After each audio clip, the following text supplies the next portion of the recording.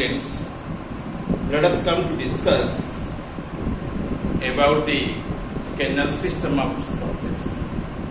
In that context, today I will give one short lecture about the lymph node canal system of the sponges. Beforely, I stated to the two different canal systems of the sponges through ascenoid canal system and sycnoid canal systems. Beforely, I also stated to you canal system is the lifeline of the organisms of species. Without canal system, the animal cannot be exist in the universe. There is no other advanced the physiological systems or the organic system in their bodies. Okay? The systems which are deals with the physiological activities, generally these are called as the physical systems or physiological systems. Okay? You see, the organism is a living one. It has the life and it can also be used the food, oxygen, and also eliminates the nitrogen waste products, and that must be circulated in the body. Finally, those organisms also be reproduces. Due to performing several biological activities or metabolical activities, you must find the organ systems in their bodies. But this poor animal do not have other advanced organ systems in them. Only the canal systems remains in their bodies, which performs all these activities like digestion, respiration, circulation, excretion, as well as reproduction. The organism has no nervous system. There is no integumentary system. There is no endocrine and exocrine systems in their bodies. The organism is diploblastic. Two distinct layers are there. Outer lining layer is called as ectoderm or epiderm. It is otherwise called as pinacoderm because it is constituted by the pinacocyte cells. Likely, internal layer is also be known as the endoderm or also be called as gastroderm. Due to composed by the choanocyte cells, that layer also be called as choanoderm. In between them, you find a space is there. That is called as mesenchyme areas. In there, you find maximum part spaces. And those spaces generally remains in between these two layers. So the body wall is loosely arranged.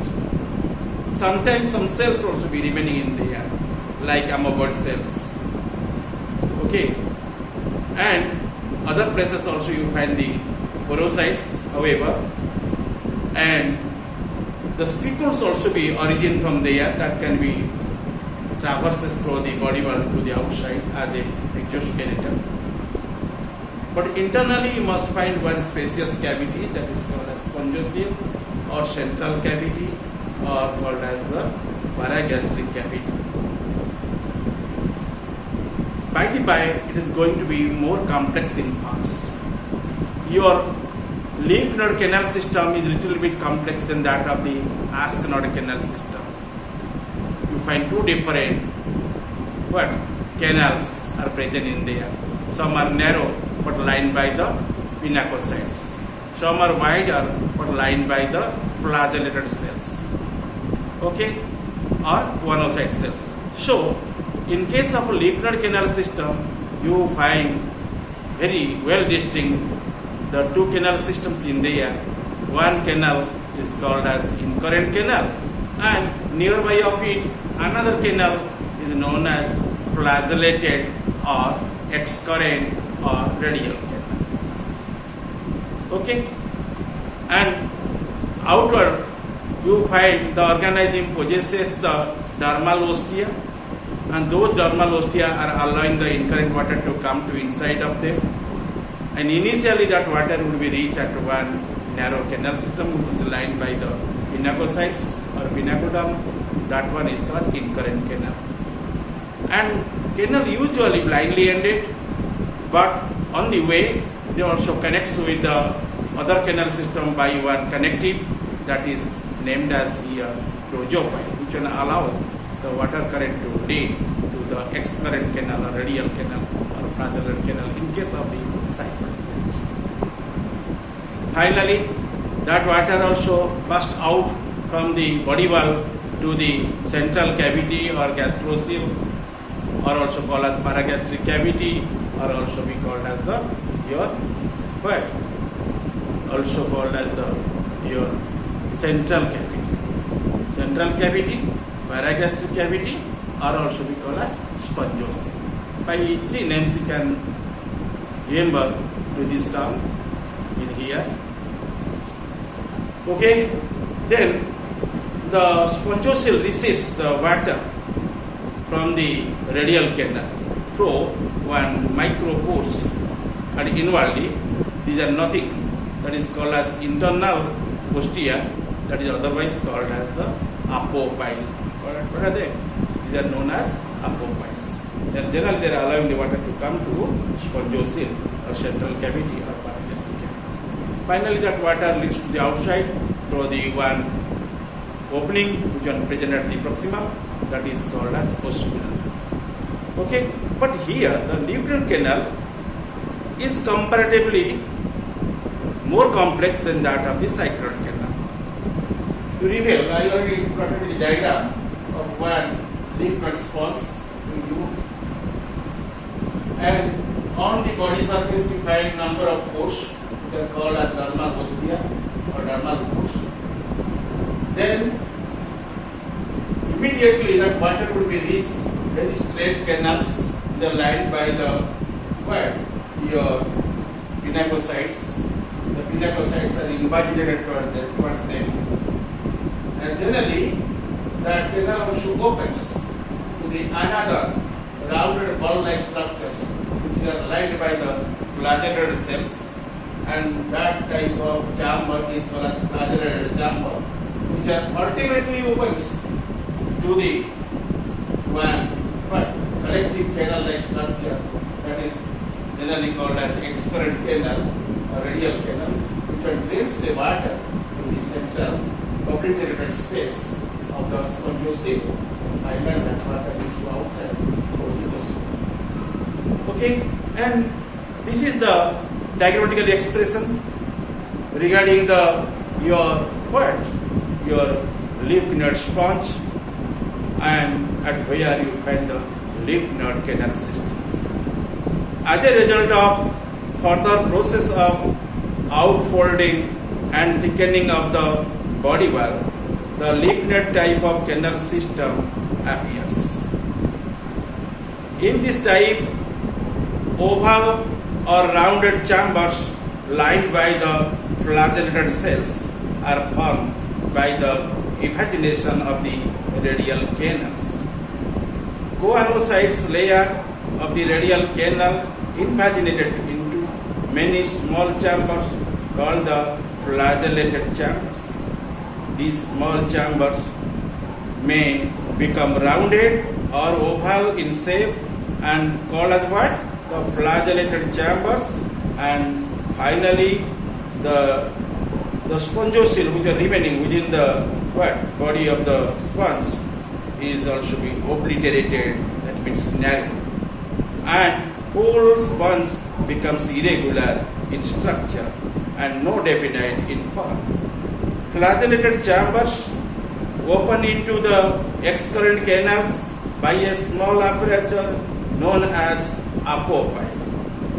Apopyle generally opens at the end of the flagellar chambers into the radial canals, okay, or excurrent canal.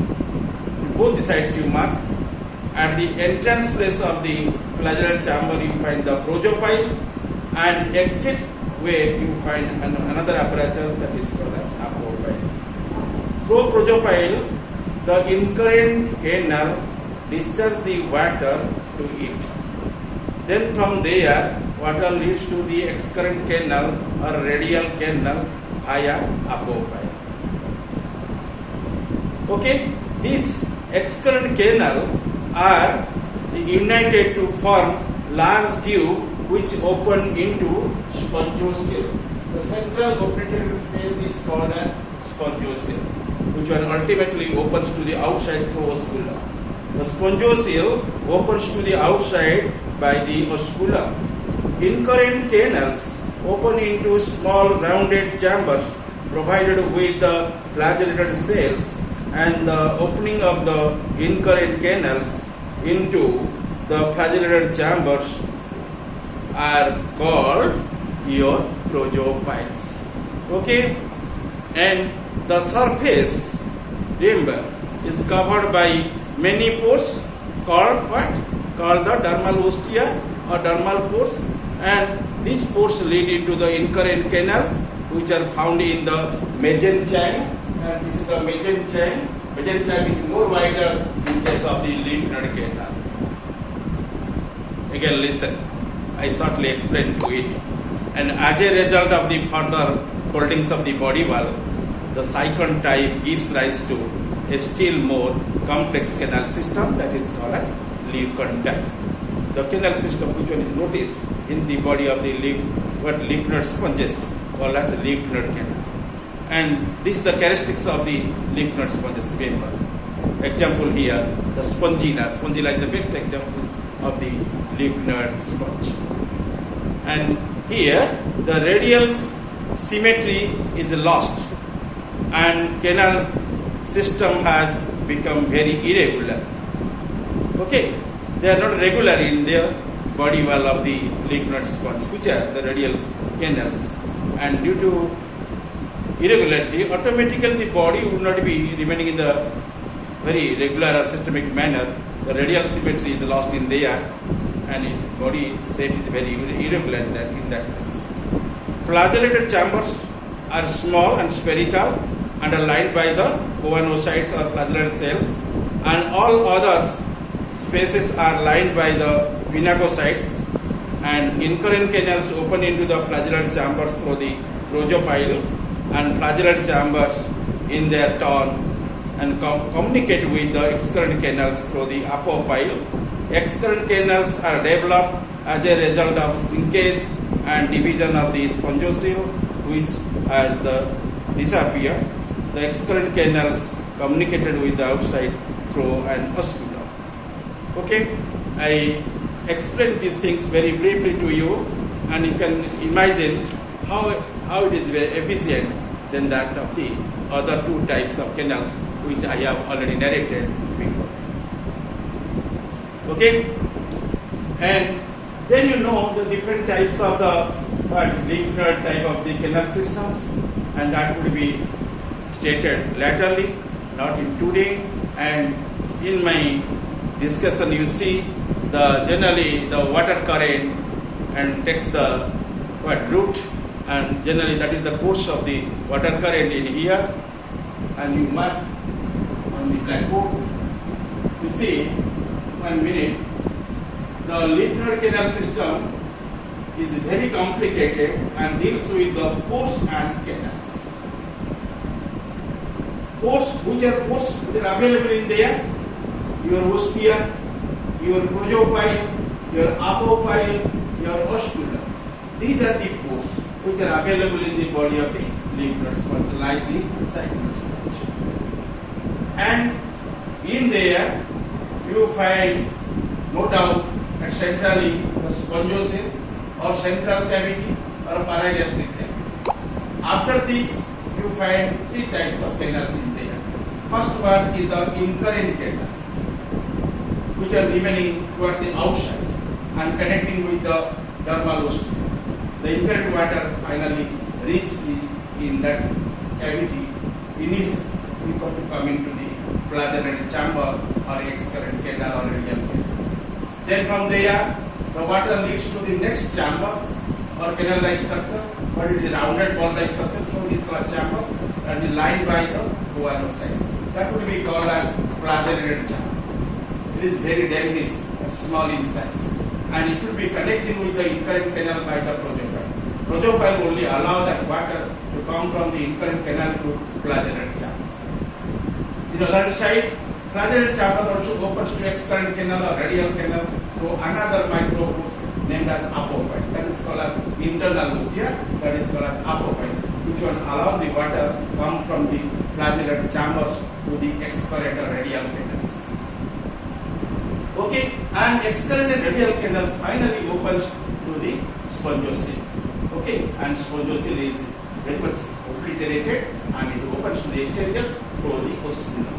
Osculum is the only one way through this way generally excrete water eliminated out from the body.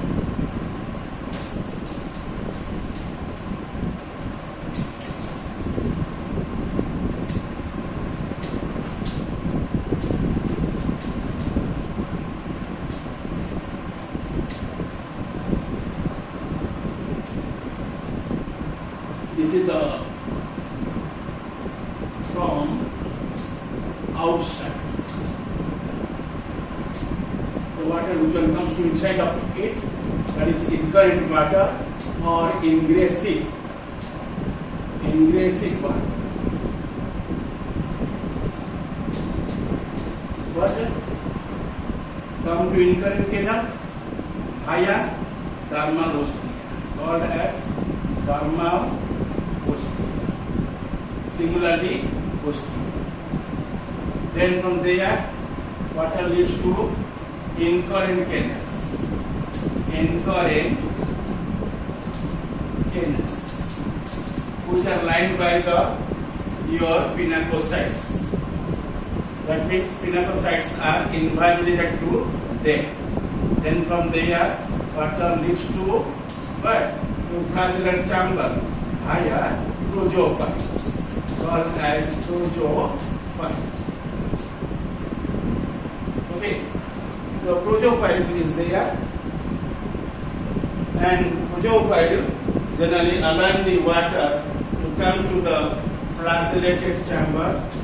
Then from there you find the flagellated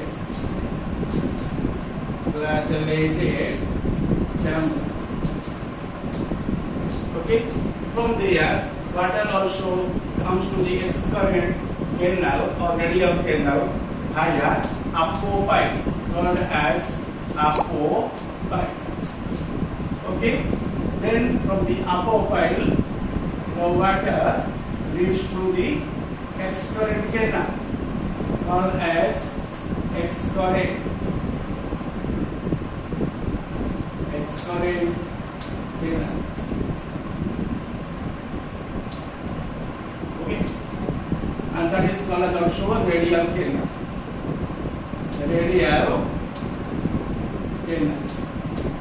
Then from there, water leads to your obliterated spongiocele. Then via osculum, water leads to outside.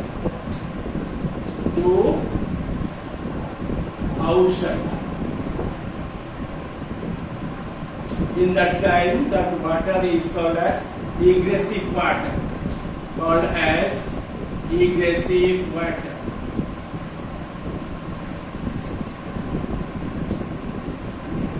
Egressive or excurrent water. That water comes to outside. Okay, this is the track. This is the way. Through this way generally water passed. That is called as water circulating system. Okay, that's the route of the water flow. Okay, and you see the organism generally receives the nutrients, oxygen, reproductive units from the outside, and finally they will be trapped on the way and eliminates carbon dioxide, nitrogen waste product, and also reproductive units, and to that water finally expelled out to the outer environment through go the osculum. And this is called as osculum. It is only one exit passage. So this passage, except the organizing eliminates what? The expelled water to the outer environment. And this is your leaking expression regarding your lymph node canal system, which is available in the lymph node sponges. Okay? And spongilla is one example of it. I already gave that name to you as an example. Okay? Then one peculiar thing, here you find flagellar chamber and also you find the wider what? The mesenchyme. And due to remaining the complex canal system, the mesenchyme is more wider. Okay? And this is the total description regarding the what? Your lymph node canal system. And lymph node canal system generally exhibits numerous variation due to the extensive growth of the mesenchyme, and corresponding to the place of the developmental mesenchyme, three main grades have been distinguished in the lymph node type of the canal system, and these are only remember in the term of the uripyrolus and apodous and diplodal type. In these three terms, we can know these are the types of the lymph node canal systems. That means lymph node canal system further divided into three different divisions. One division is called as uripylus. Second kind is called as apodous. Third kind is known as diplodal type. Okay? And I already gave the example of the lymph node sponge.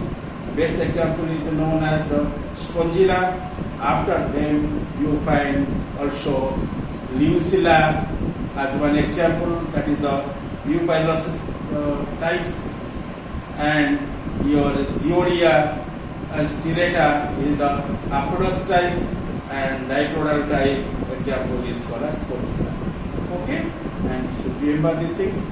And in next class, I will teach you about these types of the lymph node sponge. Thank you.